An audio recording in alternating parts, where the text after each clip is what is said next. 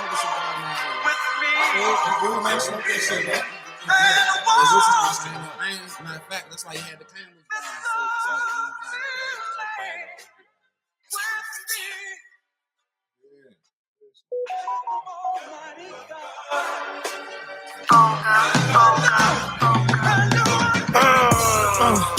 This that flow that get a war ignited.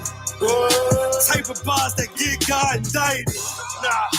Player hate me, but you gotta like it. Gangsta party, ain't none of you fuck boys invited.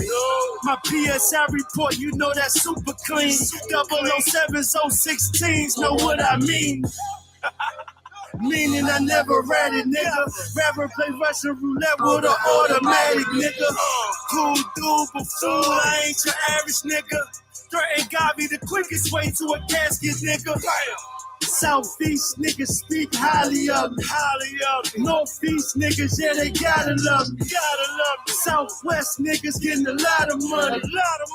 Come uptown, you know who riding for me. In Northwest, my influence like Mike Frey, but I'm noise, so I might spray or slice with a nice blade. Hey, they say, Gabi, what you mugging for? What's up, DC? I got enough paper, I can fund America. It's District Alum. Hey, it's your boy Blizzy, and I got my co-host to the next of me. Hey, man, it's Frank C, man, from Uptown, D.C., man. Let y'all know what's good, man. And we got a special guest here, man. I'm going to let him introduce himself, man. Go ahead, introduce yourself, bro. Nate Long.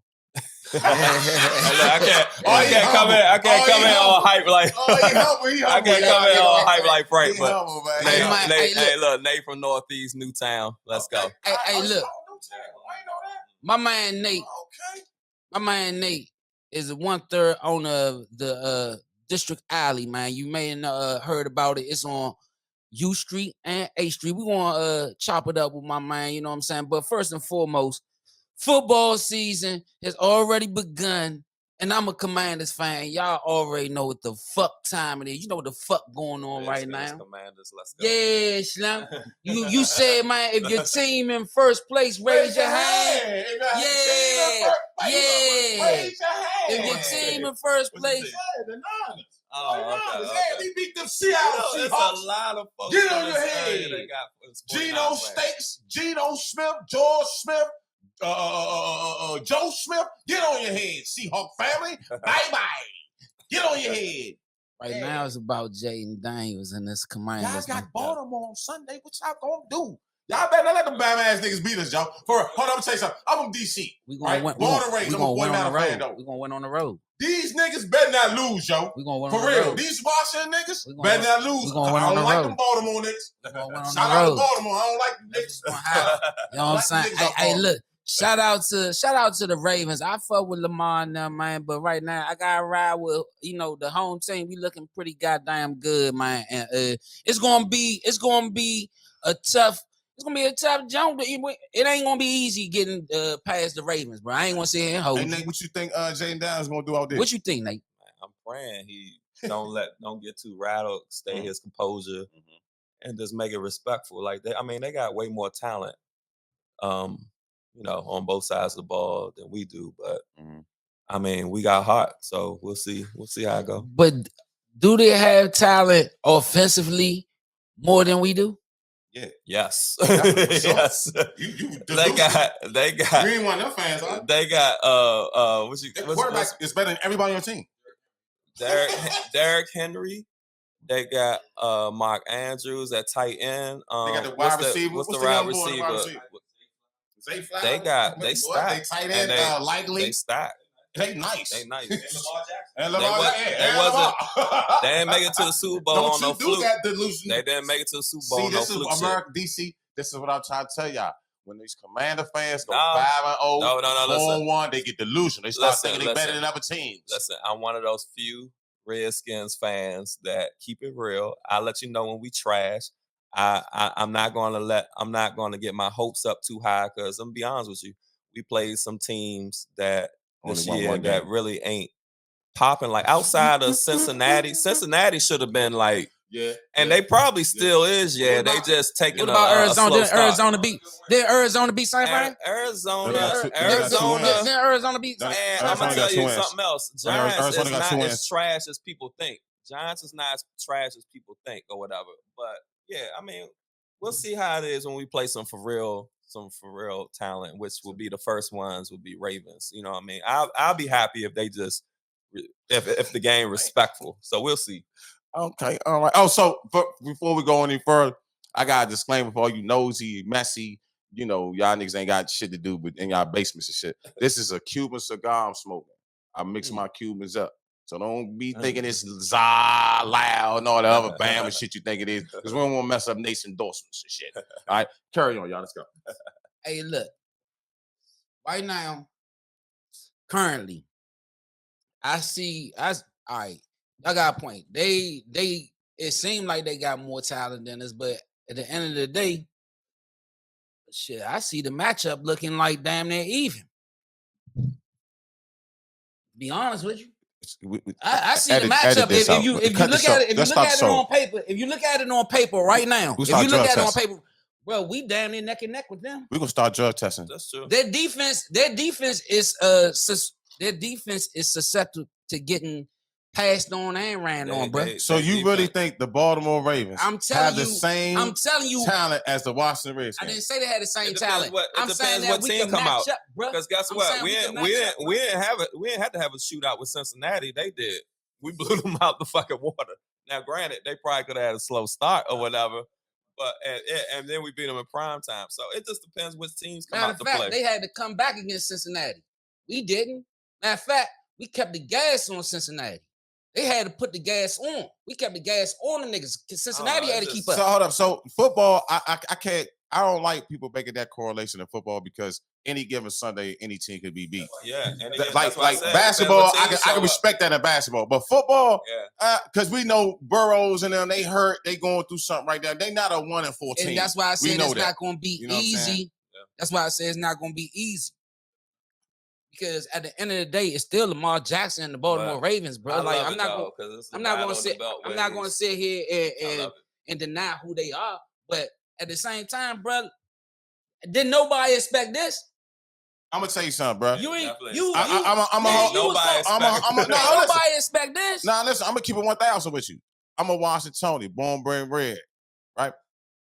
Wiley love this shit. Now listen. I ain't gonna hold you. I can't hate on the Commanders. I'm not a hater. Y'all doing good. You know what I'm saying? And I'm a Washingtonian, and it looks good for the city. All I hope is that when week 8 come around, I always say week 8. I said I wasn't gonna say nothing about football until week 8. You can look at all the tapes. We halfway, okay? So week 8, like I said, go Niners. We're in first place.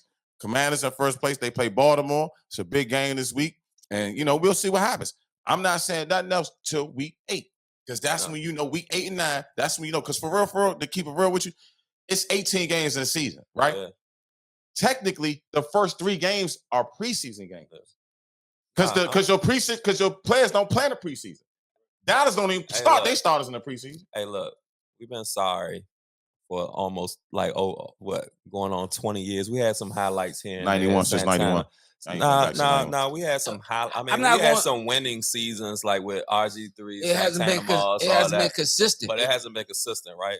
But I just think that I'm a realist when it comes to. I don't get my emotions too up or too low. Well, it's somebody at this table. If you call his name, I'll whistle. Pause. He's a delusional fan. It's good. It just feels good to hit a reset. We finally got rid of that trash owner. Finally got rid of the whole system is a reboot. So it's just trending in a decent direction. Honestly, for us, I'm gonna be real with you. I don't think 8 games is enough for us because if you look at our schedule, after we get past Ravens, we play like Carolina and Tennessee and some Chicago. We could still have a fake me out good schedule, but it's because of the talent that we playing. You know what I mean? But But on the flip, okay, but on the but flip side, we was a four. We was a four. We hold up. Okay, We was a all four. right, that's what I'm about to say. We was a 4 in what, like 14, 4 and 13, 4 and That's what I 13 was season. saying. Y'all playing a 4-play schedule. So Y'all playing a last play schedule. right. So but on the flip side, last year we would have lost those games. So I'm just happy that we're trending in the right direction. Yeah. Oh, you're a Commander fan too? I thought you was a Cowboy fan. Since when? Like you feel betrayed or something. Since nah, bro, nah, we ain't doing that. We don't even talk cowboy shit up here. You know that shit. I wish I was a Cowboy fan. Why? Because I talk so much shit to you niggas. They delusional. They are delusional. Yeah, they delusional. They do more than delusional. The owner is delusional. They the biggest delusional fans I've ever met in my life. They are delusional. They are crazy. Yeah, it's unbelievable how delusional they are. And incredible. Preseason basketball just started. Oh God. Your team, huh? I mean, unfortunately, I got to rep every DC team, but good God. Who won championship last year? Balls won. Say them right now. Call him king, champ. Call him champ from now on. But look though. Yeah. Look though. It's a whole flip in what's going on right now. So let's talk about right quick. Let's talk about Clay is with Dallas. Paul George, Philly. Carl Anthony Towns just went to the Knicks. Who else went somewhere? DeMar DeRozan. He with Sacramento. DeMar DeRozan at Sacramento. What's his name that used to play for Clippers, Lakers, and all them? Westbrook. Denver. And Westbrook in Denver right now. So it's a and Gerald Green and Derrick Rose retired. Danny Green. My bad. Danny Green. Yeah. So the NBA right now is, it's a lot of former stars that's, trying to get a chip right now on certain teams.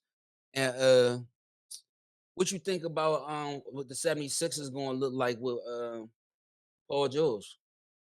Yeah, Nick, you want to take that? Go, Nick, you go first. One of the 76ers with Paul George. I'm not a big fan of, what's his name, Embiid? I'm just not a big fan of him. Like, he's just... Why? Because he don't stay healthy enough? Not. You know, if he ain't, I don't know, it might be something with his personality. If he didn't talk so much shit and talk so highly of himself and did the most, then maybe, it wouldn't be so bad. But, he'd be getting, he stay hurt.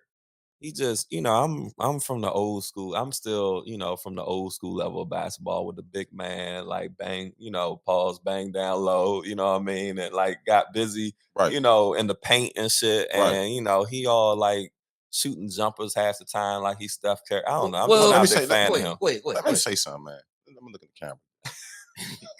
I saw the motherfucking 1995 NBA commercial and started crying. Tears of joy when I saw Barkley on that commercial, Jordan on that commercial, Reggie Miller on that commercial, Ewing on that commercial. You niggas ain't doing nothing like that. Embiid, you saw. Oh, you saw. You need to get your ass in the weight room, stop eating all that bullshit, steak and cheese up Philly, and get the motherfucking work. All that talking you doing, step up, Big Slum. They can't stop you. You better than Joker, dog. You know what I'm saying? You the reason why they not winning in Philly. I'm going to keep it real. You keep getting hurt. You're fat ass lazy on defense. When you don't get the ball, you want to do some bullshit ass circuit shot. You want to settle for threes. Stop it. Because you got Paul George there now. So there's no motherfucking excuse. Well, I like Paul George, Maxey, and Embiid together, bro. That's a thorough little three right there. Shout out to Maxey. Because Maxey tough. Shout out to Maxey. Maxey tough. Yeah, Eddie, like, been in the weight room. Yeah. But, you got,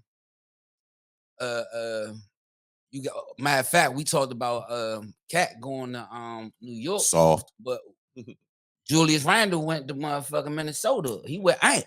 So, that's another dynamic within itself, too. But see, Julius Randle's going to have to stop hogging the basketball, man. He likes to take it and shoot over 4 or 5. His skill set is good, but he makes the game harder because he wants to go and shoot the ball every goddamn time over double teams. You can't do that with Minnesota. Listen, Julius Randle right now may be a good fit for Minnesota because he is the only person on his team that's going left right now. Everybody for some time, it was like 3 or 4 motherfuckers on New York. Everybody went left. Jalen Brunson, R.J. Bird before he got traded, Julius Randle. Who else? Somebody else was going left too. What that going left got to do with? What I'm trying to say is you're a predictable type of player because everybody know where you're going to go to. Julius Randle is a dominant left-hand player. He rarely goes right. So you can predict him to his left, even though he plays good. He's a predominantly left-hand player. So what I'm trying to say is when you got all these left-hand players on the same team, you know you playing a left-handed squad, bro. You playing an awkward-ass squad. And he played awkward with Jalen Brunson. It just didn't fit. Jalen Brunson is the type of dude. What I seen, did you see the first game with the Knicks? Well, matter of fact, they played the Wizards, beat the shit out of them. Motherfucking Cat, this nigga is. Oh, yeah, I see. Yeah. This nigga Cat, he looking comfortable already, bruh. Already, bruh. Like, he the type of motherfucker that could play with somebody like a Jalen Brunson. What's his name? Because Julius Randle not a good shooter. He gotta have the ball in his hand in order to, you know what I'm saying? Like, feel like he making an impact on his game. Cat can square up. Mm-hmm. You know what I'm saying? So it's a different dynamic that you bring into the Knicks. That's why I think they're more of a threat to Boston than the 76ers is. Yeah, I mean, definitely. I don't think I ain't got much faith in the Sixers. So man, they just Mikal Bridges, he a dog, bro. Quiet as kept. Yeah. He a dog, quiet as kept, bro. You got Mikal Bridges. You still got OG Anunoby. You still got Josh Hart. Who else? I don't think the Knicks gonna do it though. I can't. I'm looking at it. I think they're a threat to him. I'm not saying they going to do it. I feel like they're a threat, bro. We keep forgetting about Cleveland healthy. We keep with my man down there, 45. What's his name? My man, Donovan Mitchell. You know what I'm saying? Them boys, that point guard Garland and all them, they nice, bro. They just got hurt last year. The big white boy down there, the chicken skin boy down there, he nice down there with them. You know what I'm saying? Then y'all forgetting about Indiana with Sabonis and Halliburton and them. Like that, I think they are more threat than Philly. Because I'm gonna tell you what's gonna happen with Philly. Sabonis don't play with them. And what's number 11? The white boy that played with Indiana. Oh no, I'm thinking about Sacramento. My bad. Yeah. My bad. My bad. My bad. I'm thinking about Sacramento. My bad. But Indiana though, Indiana and the other team I just named, they got a better because they play a better team basketball and defense. Paul George ain't defending nobody. Embiid ain't defending nobody. You don't know what Embiid you gonna get. You know what I'm saying in the playoffs. You know what I'm saying? Like Embiid might have a cheesesteak and drink 4 grape sodas, and he out there looking like he don't even want to play. You know what I'm saying? Like Embiid need to have the same engine Joker has. You know what I'm saying? Joker, I watched 20 games of Joker last year. I've never seen him take a game off. I seen him have like games where he struggled from the field where the ball just didn't go in the hoop. But I've never seen him take games off like he wasn't the best player out there. I've never seen him do that. You think Embiid took games off? Yeah. Because he played. He watched the Olympics. He watched the Olympics. Bro, nah. He watched the Olympics. He took the so first 2 games off. Then let's go to the playoffs. But not in the playoffs. Let's go to the playoffs. Bro, he averaged 35 on a bum leg, bro. Listen, he did average 30. He averaged 35 on a bum ass leg. On one leg, you averaged 35. Listen, if you know basketball, right? And you can't say shit to me if a nigga averaging 35 on one leg. You're not listening. You're not listening, bro. Go ahead. Who got the ball on Philly? Him. And he's the best. Maxey. Go ahead. Who got the ball? Who should? So when you look at Embiid stats in the playoffs, right? It says 18 for 35, 20 for 35, 20 for 25, right? He's getting at least 20 to 25 shots a night, right? So Embiid is that skilled, but he can get 20 on any night. He can get 20 by just shooting 10 free throws. 10 free throws and 5 shots. That's 20 points right there. So Embiid is skilled enough to do that. But is those 35 impacting the game? Fuck no. Name me a game where he dominated and had 35 players and they like, oh shit, Embiid's back. No. It was a 7-game series with him on a bum leg. Or what, a 6-rank. You're not listening to me. What I'm saying is name, so I can have 35.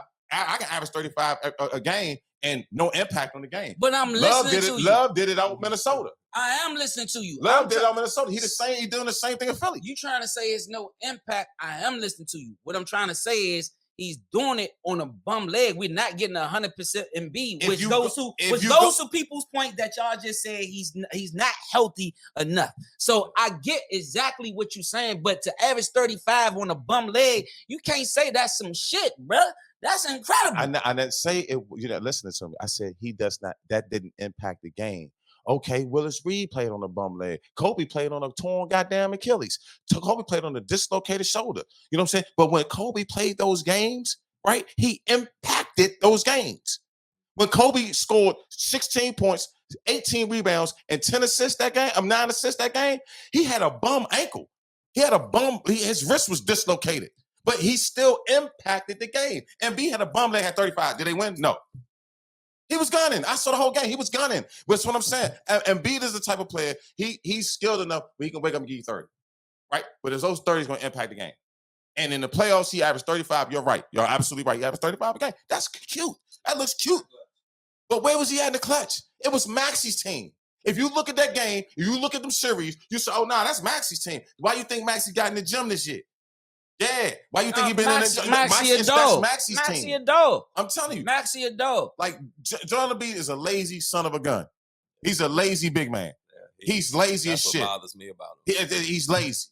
I don't give a fuck how many points you put. You're lazy. Hey, Nate, we get a little passionate about sports, bro. You know what I'm saying? He's lazy. Hey, definitely get passionate. He pisses me off. He's lazy. You see me still talking. He's lazy. Hey, look, man. He's not better than Joker. He's not. Matter of fact, I'm not. Anthony Davis and B the same person. They just one smaller, one got more size on. Pause. They the same people. They bullshitters. I do too. So let me ask you this. Let me ask you Anthony Davis over Embiid. Let me ask you this. No, when Anthony Davis is healthy, let's go last playoff. Hold on, let's go last playoff. I'm gonna give you that in the first half. Where does he go in the second half? That's true too. Where does he? Nah. If Anthony Davis is another one, that'd be bullshit. Be bullshit. When that fourth quarter come around, that nigga ain't nowhere to be found. Both of them bullshitters, but I'll choose Anthony Davis over Embiid. I'm sorry. Embiid. I'm taking Joker and I'm taking number 77 from Dallas over both of them bum ass niggas. Yeah, that's for sure. I agree. Over both of them bum ass niggas. All right, so look, man, we didn't talk enough about sports because this shit can go on for hours, bro. So Nate, let's get into where you from.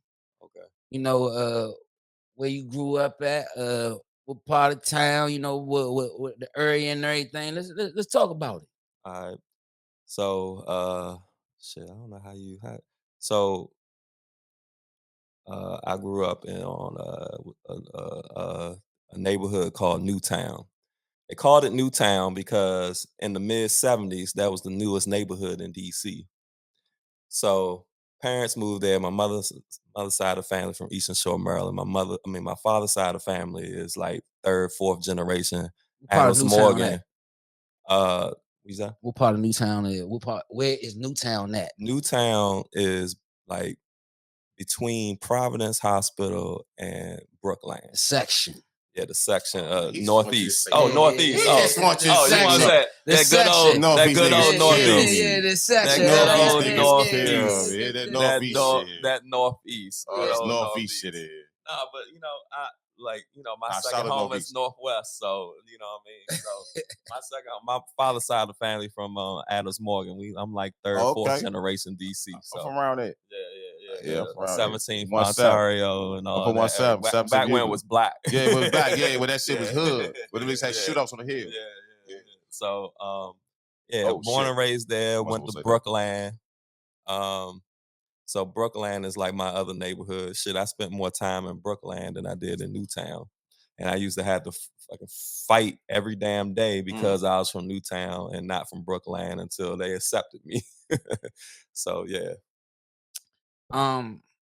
Like how was it growing up? You know what I'm saying? Because back then, you know, it was we grew up in the era where shit got it's Auntie right now. Yeah. But we grew up in the wicked era, man. Like how was it growing up for you though, bro? You know what I'm saying? Like I fucking hated the 80s. The 80s was struggle. These niggas that be pretending like, oh man, take me back to the 80s. Fuck that. My parents, me, all of us was struggling in the 80s. You know, the fucking DC was the murder capital of the world. I remember when I was in Brookland Middle School and we was about to start venturing out to junior high and high school. Motherfucking yeah, so man, niggas was dying. It seemed like niggas was getting shot up and dying in high schools every day. You know what I mean? I grew up in the part of in DC where, you know, you was like scared to go to high school or something, you know what I mean? Because you didn't know you was gonna make it. That type of like, you know, late 80s, early 90s, you know what I mean? So yeah. You would say you went to Brooklyn High School, you went to Brooklyn, what junior high and high school you went to? And did you play sports? So I went to Brookland Middle School. You know, back then, you know, DC had middle schools, elementaries, junior highs and all that shit. You know what I mean? Brookland went from kindergarten to 8th grade. I was in one building for 9 years. Wow. And then I went straight to, so I was trying to select high schools. So I was like, you know, back then, like I was saying, like it felt like shit was going down at every fucking high school or whatever. So my parents, my mother was like, yo, you know, let's try to pick a decent high school for you to go to. And, you know, I was close to going to Wilson. Something happened there. I was close to going to, I wasn't going to go to no fucking Banneker. Banneker wants you to do too much to get in there. Yeah, take all that tests and shit. And, you know, McKinley Tech was my neighborhood school, even though it was further away or whatever. But I chose Roosevelt, you know what I mean? So, okay.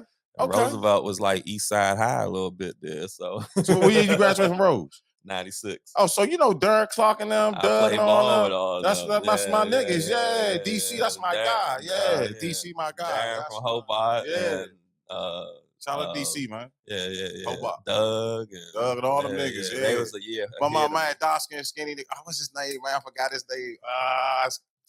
Oh man, he funny motherfucker, man, with the Rose, man. The hoop like shit played on the team.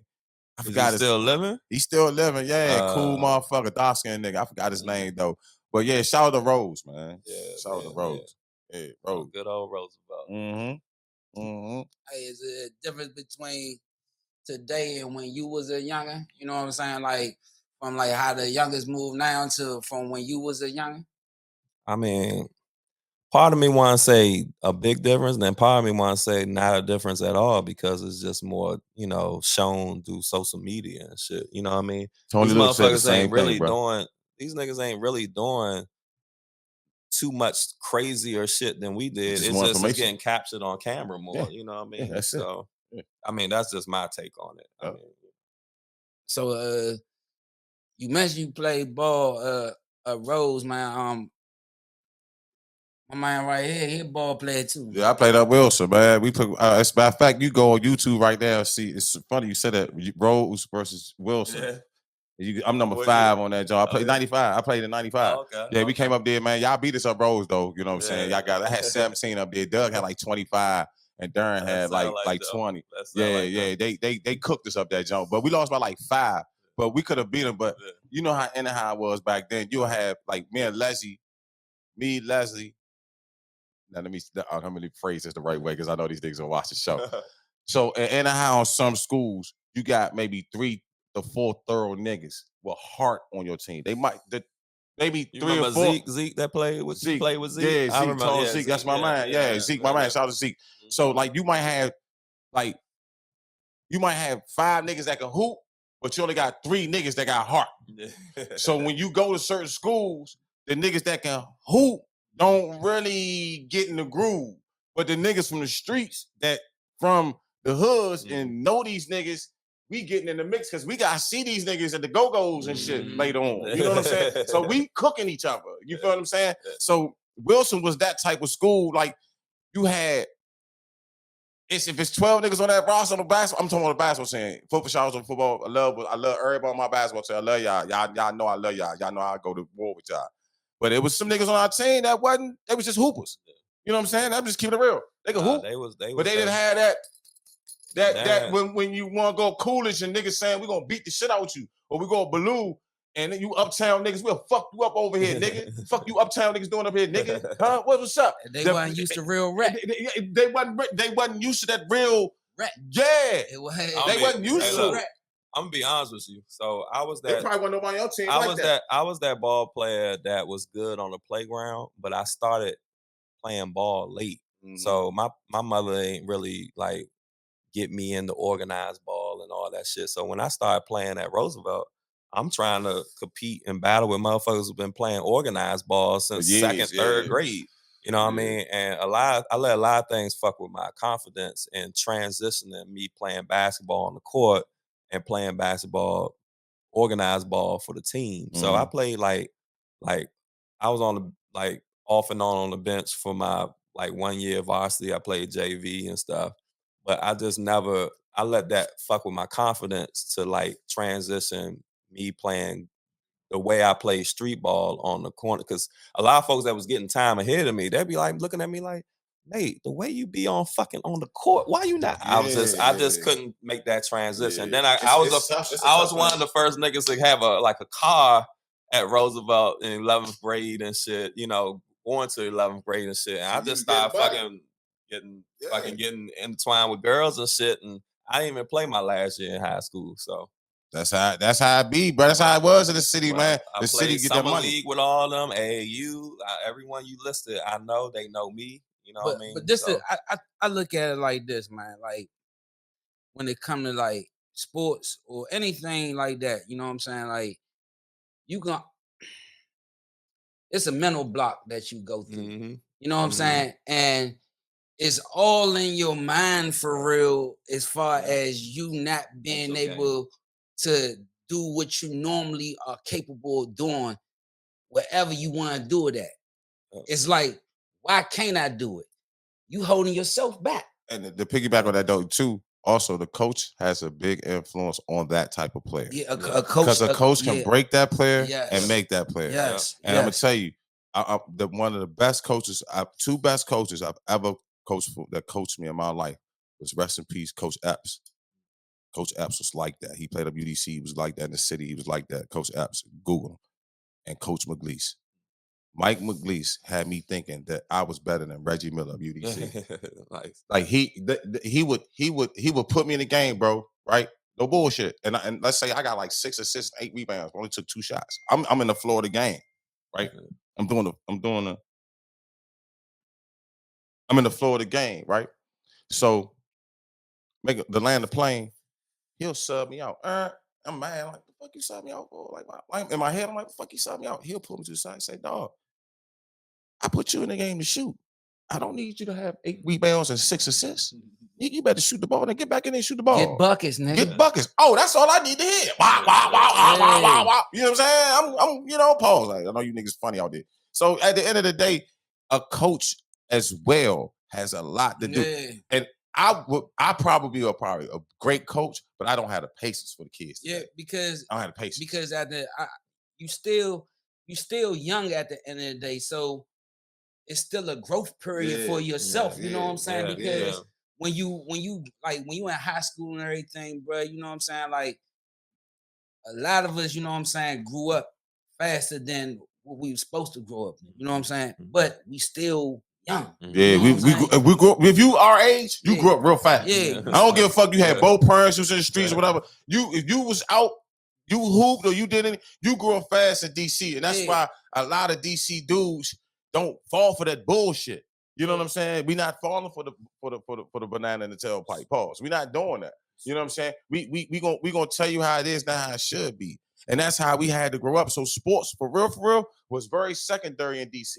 It wasn't big, like, you know what I'm saying? Unless you had niggas, and well, my era was big because I had like niggas like Sheik Pearson.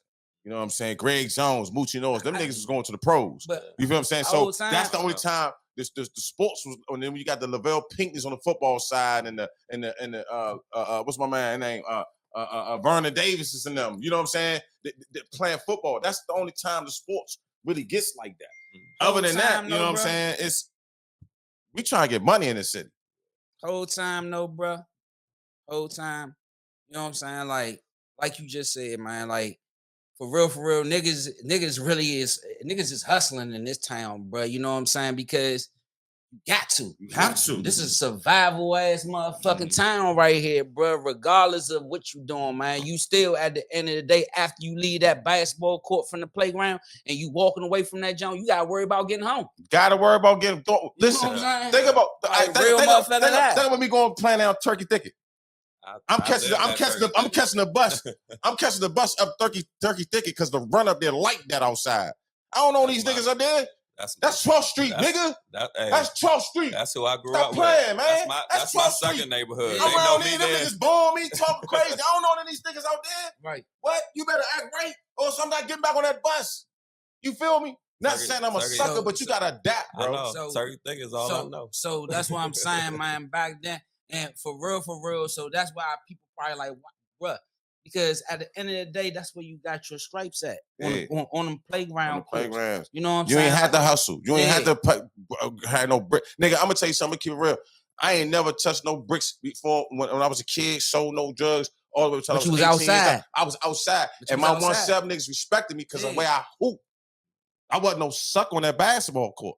They would take me anywhere to go hoop and put me up against anybody to go hoop. That's the type of nigga I was. And I would go against the OGs out there. And the OGs respected me because I wasn't scared. All you gotta do is play your game. Just do you. Be yourself. That's what's wrong with you young generations out here today. Y'all not being yourselves. Y'all trying to portray an image on TV or which I see on YouTube or these streamers. Be yourself. Keep the culture alive. Do it the DC way, man. Mind your business and keep God first. That's it, bro. And y'all be straight. You know what I'm saying? Don't keep telling all about your plays. You know what I'm saying? Like, if you got to play with a nigga, if you watch this, I'm going to keep it real. If I'm all them on the play, if he my wide receiver, he like that, right? I'm a quarterback. We got our own secret jump where I know if he impressed, man, right? I do this. Me and him, the only ones that know the signal. Everybody else gonna run the play. He's running to fly. I'm gonna throw the bomb to play to him. Everybody else, they're my men. But my men ain't knowing the play. That's how we successful. You feel what I'm saying? I know he gonna run that play, right? If I give it to J Rock, he might run at a post, which I don't need a post at that time. You feel what I'm saying? I'm gonna call J Rock, play the next play. Niggas don't understand that. Yo, let's transition into my bad, y'all. Nah, you know, I already told you, man, when we talking sports, it can get passionate, you know what I'm saying? So that's what, you know, because I think all of us at one point in time, you know what I'm saying, then play sports and we athletes here at heart, you know what I'm saying?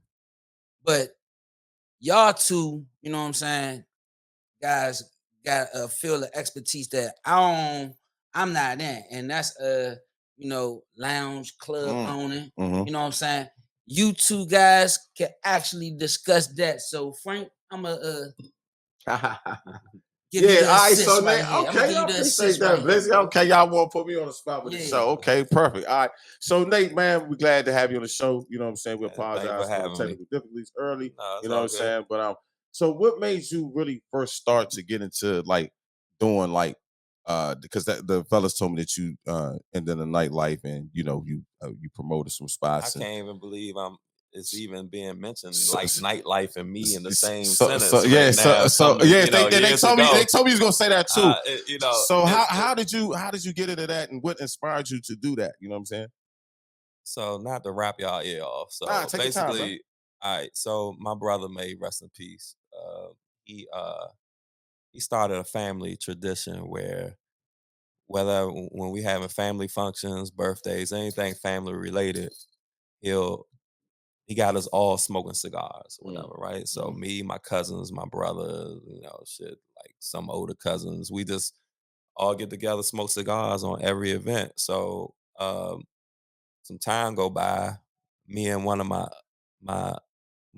closest cousins that's like a brother, we was smoking and stuff, and we was just like, yo, we smoking everybody else's shit. Like, why don't we have our own shit or have our own spot or something like that? So we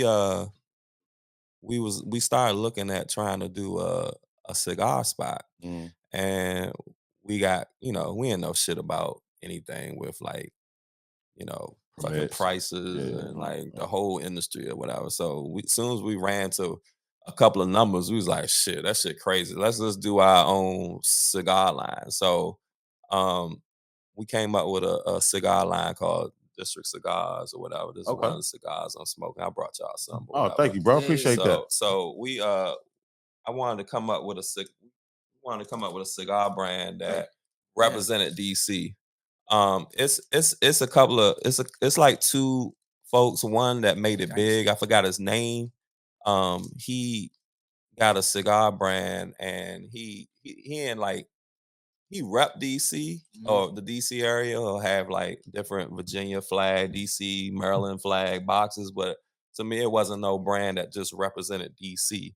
So I was like, well, let's make up a brand that represent DC. I try to come up with like different cigars that represent different neighborhoods. Right here. Yeah, I see. So I had, you know, at one point in time, we had cigars that represent damn near mostly every major neighborhood in DC or whatever, right? Okay. So we was just like, well, maybe that'll lead to a spot. So first spot, so we was selling our cigars wholesale to any and every place that sold cigars or whatever. Just try to spread our name out.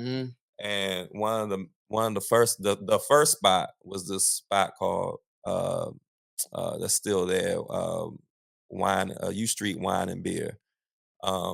This Ethiopian guy, real cool. I mean, damn near one of our mentors. He partially owned a spot called Ben 1301 that closed down or whatever.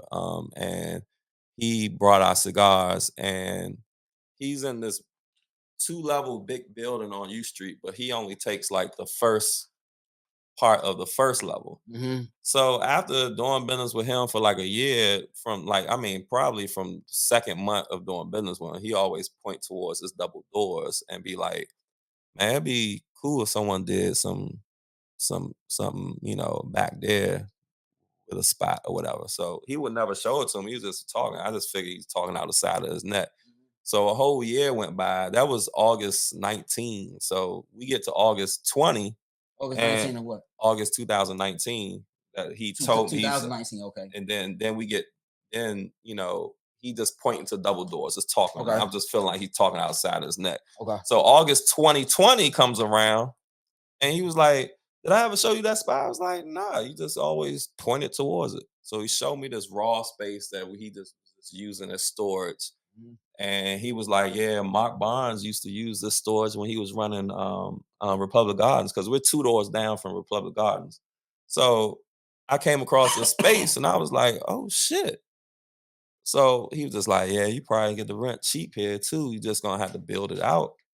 So I ran it past my cousin, and, you know, my cousin's not from DC, even though he spent a lot of time in DC, went to College Park. He had to live at my house when he was there.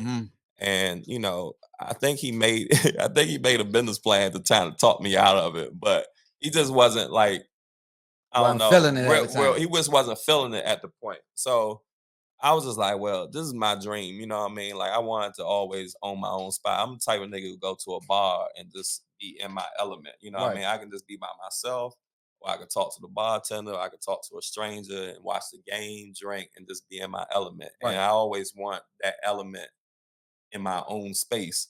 So I asked him if he wanted to do it, because I'm gonna do it regardless. And he kind of felt bad. I was like, I still love you anyway. You know, you fight my blood. You know, he always had my back. I love him dearly.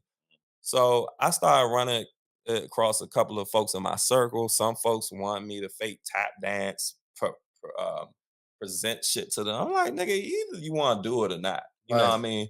And I mentioned it around, now is like 2 of my closest friends / business partners. My man Marcus Scott, he's from Tennessee, half Atlanta, and my other friend and business partner Danielle, who is Cali girl or whatever. And they was the 2 that was like interested and wanted to hop on. You know, Danielle was helping me when me and my cousin was going to festivals selling cigars and stuff. And Mark knows a ton of people around just being outside, and he always wanted his own spot. He used to fucking work. He used to be around Bar 7 just to learn shit. You know what I mean? Because he just wanted, that's benefiting us now at this moment. You know what I mean? Bar 7? Yeah.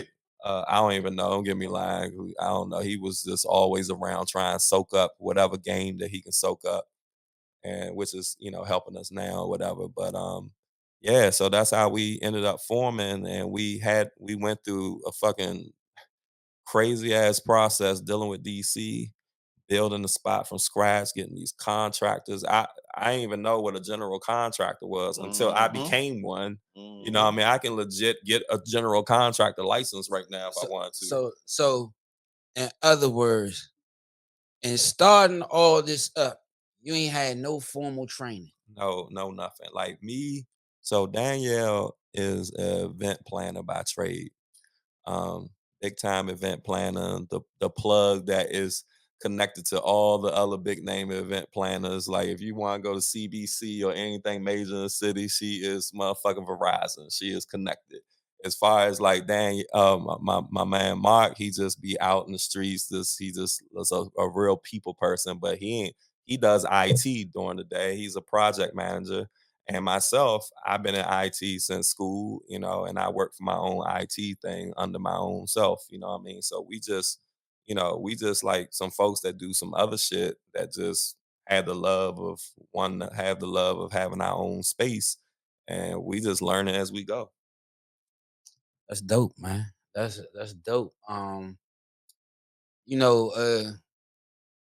guy right here, he in the same field.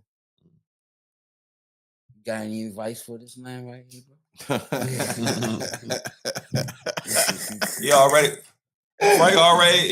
didn't even know. He already helped, spit some game when we was talking on the sideline, just talking about like how the young promoters messing up the game and like just how promoters shit work. That's the part that we still kind of green on.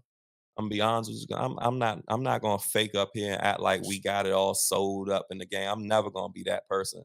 I'm gonna be honest with you. Like we still learning. We got a lot of shit to learn, and we're gonna be a sponge to whoever. Now it do get irritating when someone who like I don't know, maybe bartended for a week, try to tell us how to fucking run a spot, and you don't know what it's like to own a spot, or let alone own two spots, or you own a spot and you don't know what it's like to build a spot out from scratch, going through shit, going through the permit process and all that shit. Like, you know what I mean? So hey, listen, I'm gonna say the piggyback what you said, like people don't understand the building process. And I tell this story all the time. When we was doing Love with Mark or Dream and Love with Mark, it was called Dream first. So when we was doing Dream, it was Mark called Taz, me and Taz was together. He said, yo, I need you and Frank to come to this warehouse. What? I'm gonna turn this joint to a club. And when he told Taz, Taz not from here. He from Columbus. But he been here for a long time, so people might think he gonna get mad at that. Shout out my nigga Taz. But so the land of plane, it was in Ivy City. I said, Taz, the fuck Mark gonna open up a club in Ivy City? He said, nah, dog, you gonna turn to a mega. I said, no, this shit, nigga. So we driving over, we seeing dope. You know, I'm on all over Virginia. Before they changed that shit all up, that abandoned school building, that shit was crazy. Even the street was crazy. I remember. That shit was crazy over there. I remember. Right? So he meets us in the alley. Y'all don't remember Dream, the alley right there. So he opens up the thing, say, come on in. Like, what? So luckily, back then we had, security with us, if you understand what I mean. You know what I'm saying? We had security with us, so we wasn't tripping. You know what I'm saying? So we walk in that jump, and when I said shit was fucked up, it was fucked up. This was on a Monday. This was on a Saturday, right? We go upstairs on the third floor. It was a big ass hole. Wait, if you fall, you could fall all the way down to the first floor and the third floor. This shit was crazy. I'm talking about big as this room. And I'm looking like, nah, he ain't gonna get this jump right. There's no way he gonna do this. He calls us on that next Wednesday and said, hey, I got a soft opening. Man, Tad's like, what? Soft opening, come up to look. Drink. And we went in that motherfucking dog. Niggas was dressed in suits, gowns, and shit. Like, that shit looked like a fucking movie. I was like, I walked in. Not after you just seen the fucking hole in that. Piss in the corner. You can tell motherfuckers shitting on the wall, needles and shit, condoms. You tell niggas been in that junk, squat in that junk. You can tell that junk was fucked up.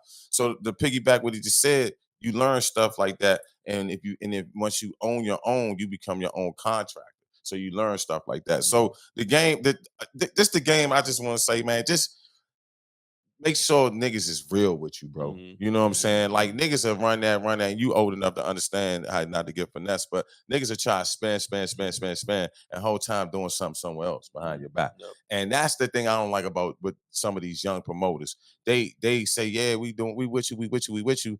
Yeah, and then when shit ain't popping, they blame it on the club owners. But it's really y'all. Well, be honest with you, not to make anybody mad, but I don't give a fuck about that. But anyway, like I mean, DJs do the same thing, right? So we get DJs that's supposed to have their own following and stuff or whatever, and you know, the it's a balance between them DJing every freaking where and they following be worn the fuck out, or they just didn't bother to promote it. Like they may be at this, you know, white owned spot, right? And they promoting this shit, yeah. Promote and blow the shit up out there, but they won't. They may post our shit once or whatever, right? Yeah. Picking and choosing. And then when hardly anyone show up at some nights, then they looking at us like, man, y'all, I don't know what's going on with, you know, man, maybe y'all need to do this. No, we got y'all, we got you because you supposed to be, you know, bringing folks in the crowd and shit. Right. Man, anything, we could have put a motherfucking playlist and been good. No bullshit and been good. Yeah, and been good. So yeah, that's pretty much that's it, man. It seemed like y'all, you know, I've heard of you all. I didn't know if you owned it, but congratulations on that. You know, and I heard I do hear the buzz in the city. You know what I'm saying? I just didn't know, like I said, you owned it. So and that just, you know, like I said, man, just be mindful, man. You know, and just always what we always did, and why people respect us is we always pay our people. No matter what. That's what we do. And we try to do it on time. You know what I'm saying? And if we don't have it this week, we'll say, hey man, come back next week. And then one thing about Taz and me, right? If the club don't got it, I'll pay you out my own kitty. Sometimes, and that's a lot of times we had to do that ourselves. You know what I'm saying? And sometimes you gotta do that because it how can I say this? It don't make you look like you a snake. It's some club owners out here, big time club owners out here that own these big time clubs, and they get these promoters, and these promoters pack these clubs in for them, and then they get rid of them in a month. You know what I'm saying? And it's like the club promoter looking at you like, whoa, what? Like, or it's the club, the owner like, oh well, because of my name, I'm bringing the people in. You know what I'm saying? Like, no, you're not. You ain't never had these type of people before. A problem with me. I can speak on behalf of my brother Mark and Danielle. We hate owing people, so yeah, I will fucking give you my last before I owe you. Like fuck that. So it just feel like pause in the club game. It's just as much backdooring in the club game as it is in the street. It's like the drug. It's like a drug game. It's It's like a legal hustle because you think about hustle. It. The club owner's the plug, right? And all you doing is if you the man, you directly talking to the plug, and then you got your workers, right? But then you got the niggas that want to be greedy, that instead of working with the club owner and maybe dropping the percentage down or working with them, say, hey, just pay me this on this day for this, that. They'll go behind the club owner back, still saying they doing a party on a Friday with you. Whole time they working on another deal with Barcode. Now they doing a party at Barcode. And the only way you find out about it is on social media. You're like, wait a minute, I thought you was doing the Fridays with us. And driving most of their traffic there. Yeah, and then they driving all their traffic to Barcode. Mm-hmm. Well, you supposed to be doing the party with us on Friday. Mm-hmm. You know what I'm saying? Like, so that's the only problem right now that because back in the day it was loyalty. Janky promotions is real. And back in the day, you'll go to your club owner and be like, man, you know, Taz, look, man, I'm gonna do something. Like, for example, Taz, my partner, right? I wanted to do Wednesdays at Ultra Bar, right? So I asked him, hey man, you want to get on? First person I asked, you want to do this party with me? Nah, I'm good, right? All right, because it's during the week. All right, cool. Oh, he said Wednesdays is a hard thing to do, Frank, and then you're going up against 1223. All right, cool. No, K Street Lounge at the time.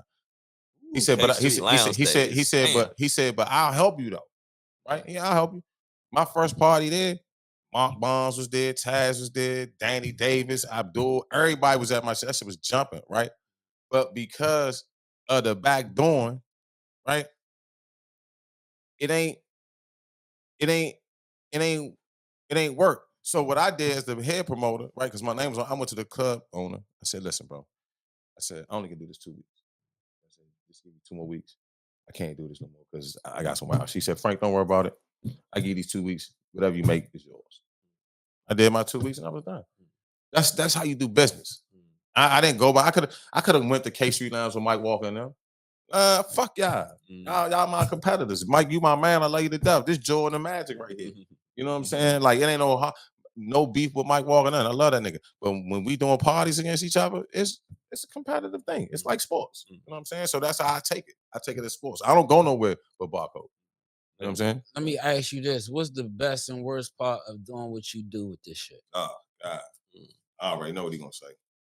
Dealing with motherfucking people, man. That's it. Like dealing with people that's entitlement. That's what I'm about to say. The audacity of motherfuckers. You know what I mean? Like, folks will come in and because they, think they know me or something, they be like, yo, what can you do for me on the bottle? And I'm talking about people that's not, that I speak with. Right. Like, you know what I mean? He said it, I did. I mean, I'm talking about, it ain't talking about that not even folks that I built a legit rapport. Like, I know you from neighborhood. Right. I built a rapport with Frank now, Right. Y'all don't count when it comes to that. But it be talking about other people that I'm just talking like, yo, you just spoke to me in passing or because we be at the same parties here and there. You're going to ask me for a discount or a bottle comp or something. But then you'll go right down the street and spend and tell us and forget who you talking around and tell us how many bottles you done spent and dropped and everything, but you didn't ask them for no discount. You know what I mean? It'd be shit like that. It's the entitlement. It's if I'm fuck with you, yeah. If you my folks, I don't even gotta explain this to you because you my folks because of this, right? My folks, I gotta fight with them.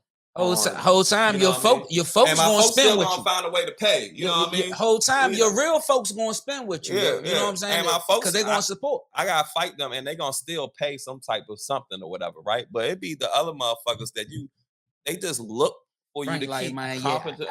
I love you, bro. I done heard this. I done been through this. I know this shit. Go ahead, let I know you sound off. Hey, listen, man. And another thing too. This is what I hate. I'm at a table, my bottles, right? Like you say, I fuck with all 4 y'all, 3 y'all. Cake's not here. I fuck with y'all. Y'all my nigga. He know. I didn't told him. He be like, nah, I can't do it. And we'll talk off camera after this, right? My niggas know when they come to my table, they can have whatever they want, right? Mm-hmm. What I hate is when my niggas bring a nigga I don't know and he feel comfortable to think that this is his bottle. Oh yeah. And he start bringing women. He keep pouring. He the main one. Main one pouring. Watch this though. Watch this. Then me. Watch this. I'm this type of nigga. Hey man, let's get me. Hey y'all, let's get another bottle. Everybody do the Homer Simpson jump. Fade into the bus. Maybe 2 niggas might be like, yeah, man. I will put up. Give me 100. 2 niggas will put up. Guess what? You know what I do? I go get another bottle. You better not touch that bottle, sir. Or else we gonna slap box. You better not touch that bottle. You hear me? Because that's so disrespectful. And then another thing too, the females. Man, that shit. Oh God. Listen, I love y'all to death, man. Like y'all are so beautiful. Y'all smell good. But some of y'all coming in, y'all like the friends. Y'all gotta relax. Like that is not your table. Like the right? friends. Y'all gotta relax. I know your girlfriend. I know her girlfriend. I don't know you. Okay? So you gotta relax. It's not your table. So if I have another group of females that want to come down and sit down, move your big eyelash ass over the way before you get kicked out the section. I don't care if you light skin, you will get kicked out the section. Another one on a personal level with this shit, and Frank, you can speak. I don't know if how you feel about this, but you know, niggas who don't run or own spots or whatever, my folks, they'll be like, yo, man, I know you getting them. I know you pulling them. You got this and that or whatever, right? And I'll be like, I gotta be more stringent with shit. For the business. Right, but it's not even just for the business. It's we get because so much pussy, we go back. I feel like I'm getting less, or I got less, because you gotta go back to the entitlement and all that other stuff, right? You get close if you show a girl any type of love or whatever, right, or any extra attention, they're gonna take that shit and run with it. They're gonna be in that bitch they're gonna be in there expecting like you getting free shit all the time and all this other stuff or whatever. And you gotta you're in a relationship, bro.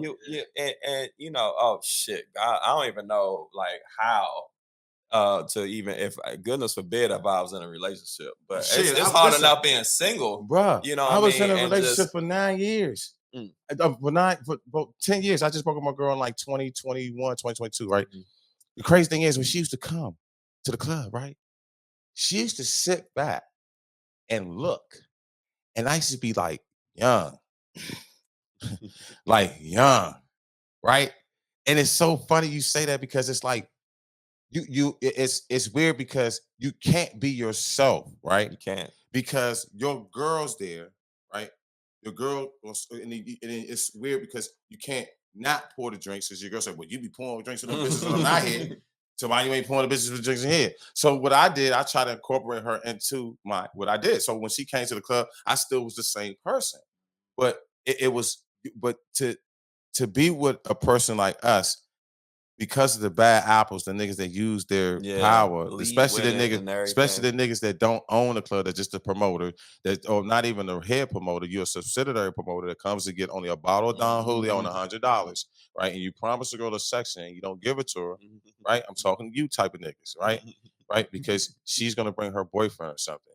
You promise her a birthday table. She don't fuck with you. You don't have no game. Just do your business. You just keep it business. I never fuck none of the girls I promoted to. And I stand on that. Now, their friends, that they come, you know what I'm saying? They friends come to the table and they might, I might, slide, depending on how they act, I might slide on my number. But when I promote and I gave all cards, I never like, and try to holler at you. I never did that, because the girls bring the money. They bring the money. At the end of the day, is you still gotta have a sense of professionalism on what you're doing, bro. Because look, the money come first, bro. Yeah. At the end of the day, bro. Hold on, watch this. At the end of the day, watch it. And Nate, he can attest to this. We might got some Jones, right? That come to our table, that love us to death, that show us love like we fucking. The whole time we ain't even fucking. Didn't even lay a finger on them. I got 10 girls that if I'm sitting at my table, hey friend, and hop right on my lap. Yep. I got some girls that one sit here, and they'll be dancing and doing what they do to each other. I'm sitting like, oh my God, y'all tripping. And if you show them any extra energy, they're gonna be in that joint. Yeah. And then they're gonna like, you imagine, see, a lot of niggas don't really understand this or whatever, right? Like, you imagine like a chick that you even halfway or remotely talking to can show up at your job whenever they feel like it, bro. Whenever they feel like it. And say, oh, my such and such friend was coming, so I decided. It's just a lot. It's really not what niggas think. It's worse than what. Yeah, so everybody think that we getting pussy. The good promoters getting pussy. We're not getting pussy because we want to get money. It's money over pussy. Yes. MOP. You know what I'm saying? Like, is that so? Let me ask this: is keeping that sense of discipline and focus, is that one of the keys of running a successful establishment? I mean, it helps. I mean, when it comes down to it, it's bringing people in and making money off of at the end of the day, right? But I mean, whatever other shit that you do on the side, I mean, it can definitely impact that. You know what I mean? Yeah. So yeah. I think it's a thin line with that. Would you say? Yeah, in a sense, but like you say, you gotta have professionalism. Yeah. It's so like me, I have fun with it. Like all the females know, you come to my table, I'm like my quote is leave your purse at home. You know what I'm saying? Like you come to my table, whatever, come on through. Now the girls I tell that to, I'm not trying to fuck. So I can bring another group of girls that I can say that to that I'm not fucking, and we at my table and we having a great time, and they become friends. You feel what I'm saying? So now I'm at the table with a bunch of girls while you looking at me like, oh, he getting a lot of bitches. No, I just like to be around females. That's just me. I like the way they move. I like the way they smell. I like the way they dance on me. I just like females, and I'm single, so I can look at that eye candy and have a good time instead of sitting in my house. Like it's nothing better than going somewhere. You're making money, having fun at what you do, and you seeing eye candy. It's nothing. All at it's the same time. All at the same time. You know what I'm saying? And people. A lot of people say it's stressful. The only people that saying it's stressful is because they make it stressful, right? Me, I don't make myself stressful. I make everything straight cut business. Motherfucker call me for reservations. All right, I need the name, time, what time you need to be there. You need to be there. Only got 15-minute break period. If not, you're short.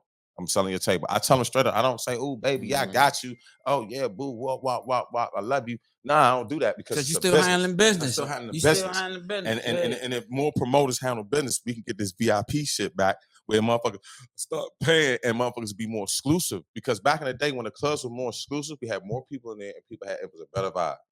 When we had the ropes at the sections, when you couldn't come up in the sections, right? It was a better vibe. Now anybody can get a table, and anybody can't be there because anybody can't have that vibe. Like I get a table might be a different vibe than Black get a table, and that's not saying it's a bad or good vibe. But if I come in the club and I'm doing wild shit at the table, I'm like, I was gonna get a table, but I'm not. But if motherfuckers, everybody there vibing and chilling, like, oh shit, hookah, you know what I'm saying? You might got a little sexy red, yes, with the hookah shit. But you know what I'm saying? Like, that's what we need to get back to. You know what I'm saying? So we're gonna move this right along. We're gonna want to. This is what we're gonna do, Nate. Okay. Top 5. Yeah, we got this. We call it the DC Hall of Fame. DC Hall of Fame. Okay. All right.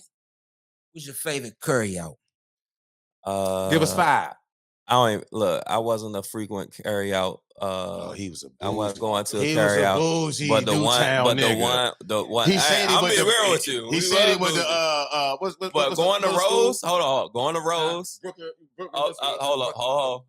I'm a Roosevelt, Rough Rider. So Northwest, second home. Okay. So I'm gonna have to go. The only one that I used to fuck with, Smokies, and any nigga in Northwest, any nigga in Northwest will contest to that. Smokies, best carry out in the city, uptown, Smokies. And the best. Smokies, that's all I can say. The best egg rolls is Twin Dragon. Fight your mother. Facts. Fight your mother. That's facts. Fight your mother. You ain't had Twin Dragon egg rolls. Go get there now. That's facts. Yeah, folks might fight your mother. Slap out your mother. Favorite go buying. Bands. Well, shit. I don't know how to rank them, but I will say That's backyard. No. Backyard. RE Northeast Junkyard, and shit. Hold on. What I say? Backyard. RE Northeast. Northeast Junk. Shit. Did I say 5? What did I say 5? I say backyard. RE Junkyard, Northeast, and shit, I don't even know.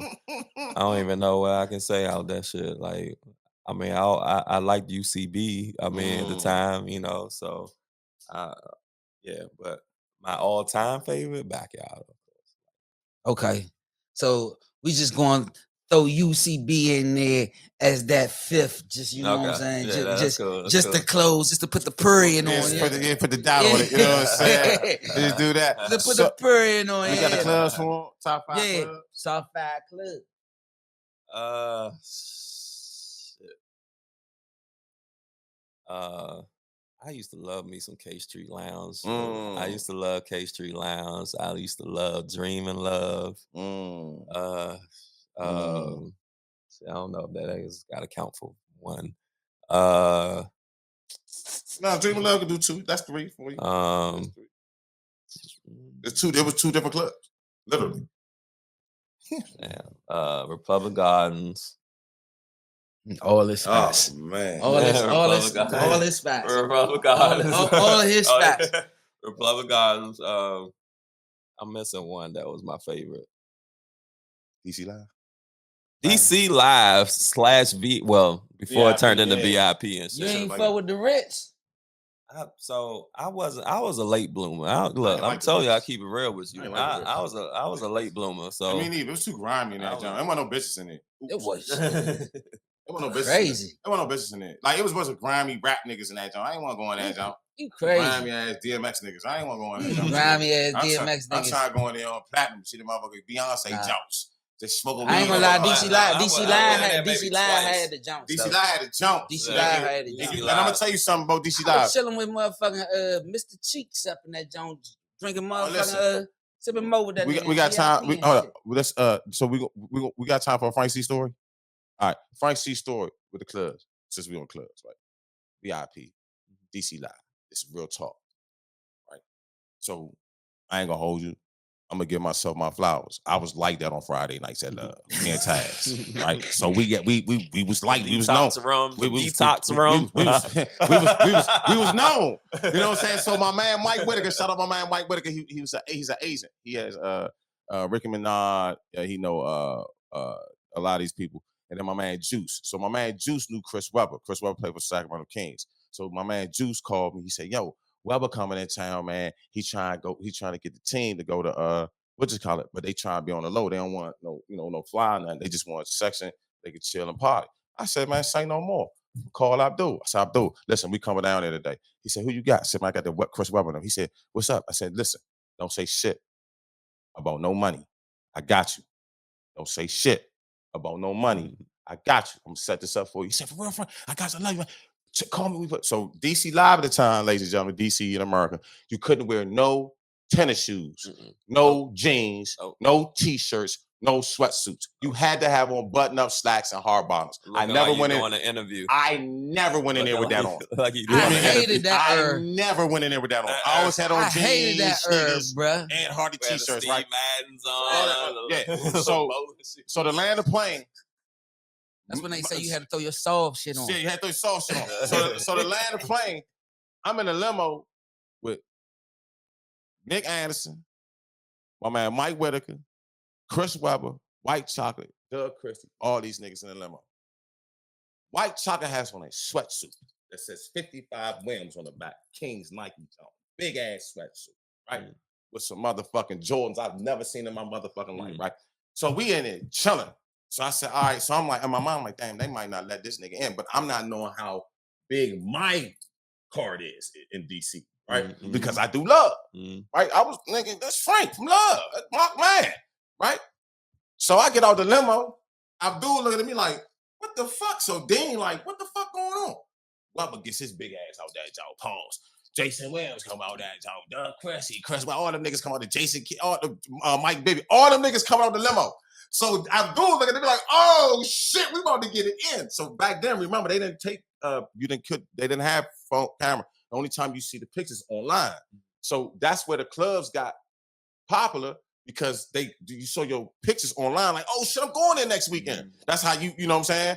And that's how the clubs got popular. That's how Abdul got popular, because his pictures. So his cameraman, snap. So motherfuckers in line looking at me like I'm the man, dog. So we walking that joint. Abdul said, man, come on in. Walked on in. This nigga, Jason Williams, my nigga, he got a hoodie on, right? He's holding on to Chris Webber. No, give you buck. No, give you buck. No, all the way to the motherfucking VIP section. They had a ball. When I say they had a ball, Abdul loved me for the rest of my life. I wound up doing parties with Abdul and everything, man. I called Abdul right now, say, man, I need you on the show. When, Frankie, come on down here. That's my guy. Shout out to Abdul, man. I love you, bro, for real. No bullshit. Abdul is definitely That's Frank C. Stories, ladies and gentlemen. We got to get Nate his gift, too. H2O, too. H2O. H2O like that. H2O, shout out to H2O. Platinum. H2O. Jones. Lux Lounge. Oh, Lux. Lux Lounge on Saturday. Stop playing. Abdul on Lux? Damn. Yeah. Lux Lounge was like that. Lux Lounge was like that. Sorry, yeah. Lux Lounge was like that, Joe. Hey, Nate. Got a gift for you, man. And we always give, I guess, yes, man. a going away gift from coming on that show and being part of this show, man, and getting with this vibe, man. This District Alum vibe, bro. You know what I'm saying? It's like no other, bro. You know what I'm saying? And want to bless you with this John right here, man. You know what I'm saying? Dude. Yeah, yes, sir. man. You know, I love that. You're a part of the crew, man. Everybody ain't got that. Yeah. You can't get that everywhere. You either got to order or you got to come on the show. And we ain't putting too many people on the show. You know what I'm saying? These bad motherfuckers. Get y'all some sweatshirts and shit. Oh, man, appreciate it, man. Y'all gotta give me y'all size. I wear medium. I'm a medium, Paul. Okay. All right, I'll get y'all some. Yeah, man. Yeah, appreciate that, Nate. Hey, Nate, I'm on some real shit, bro. I heard so much about you through Capes. Sorry he couldn't be here, man. Shout out to our producer, Capes. He told me so much about you. It feel like I know you. Yeah. But then I think you know my cousin, because she from Newtown, too. Nikki Giles with the Wilson. Yeah. Okay. I think you know my cousin, too. She our age. Okay. Yeah. We'll talk on camera, though. Yeah. Because I think she mentioned your name a couple times. She was like, yeah, my man, I'm going to see Nate down District Alley, Yeah. So definitely, she said, my man, Nate owns District Alley. You might know him, Frank. So, you know, we what is it called? 3 degrees separation? 6 degrees. 6 degrees. One of them degrees. 6 and we degrees just want to say separation. thank you for your patience and really appreciate you as a host and a guest. Bullshit, and if you ever want to come back to our show, man, we can even do the show down there, or you want to come back here, man, let us know, man. We definitely do it. I appreciate y'all for having me, representing the city as y'all do, and the way that y'all do it. And also, if y'all want to ever, have me back, or just want to do any of y'all guests with a District Alley as the backdrop, y'all got that too. Thanks, man. So, we got a lot of DC. We got a lot of DC related shit, and y'all can smoke in there and drink in there. Just let me know, man. Appreciate that, bro. Hold up. You ever come to DC? You got slang. You got DC slang on the and LED lights on the background. You got old school posters. You got pictures and shit. We'll do you one better. All DC background. I wanted to represent. We'll do you one better. We'll do the show down there. For your second show, we'll do the show down there. Okay. All right. So you hear that, DC? We going down District Alley, man. Our first away game, you know what I'm saying, will be at District Alley. Right? That's what we're going to do, man. You got any shout-outs, man? Shout out to company, Instagram, how they going to get in contact with you, how they can do events with you, everything. How they can get in contact. Follow, all that stuff. Email, all that shit. Follow District Alley DC for our U Street location on Instagram, Facebook. Follow District Alley HST for our H Street location on Instagram, Facebook. Shout out to Danielle, my one of my best friends and business partners. Shout out to my brother Marcus, my other business partner. Shout out to everyone that showed District Alley some love. Shout out to Delaware State University, Roosevelt Rough Riders, Brookland Bulldogs. Shout out to Brookland, Newtown. Shout out to Northeast, Uptown, Northwest, Southside, and all of DC and Maryland. Shout out to what I was about to say. Shout out to Hampton University that be supporting us from Danielle's extended family. Shout out to Tennessee State University, and of course, shout out to Delaware State University.